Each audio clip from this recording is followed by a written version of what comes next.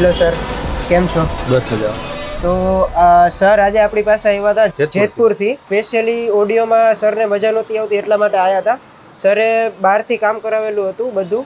Amplifier સોનીનું નાખેલું હતું અને JBLના સ્પીકર હતા, પણ ઇફેક્ટમાં ને મજા નથી આવતી.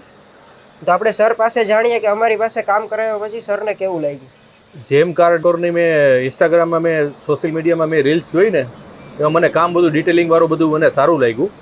અને જુનાગઢમાં અને જેતપુરમાં આવી રીતે કામ કોઈ આટલું ડિટેલિંગથી ને આટલું પરફેક્ટલું ફ્રિકવન્સીવાળું સેટિંગવાળું બધું કોઈ કામ કરતું નથી.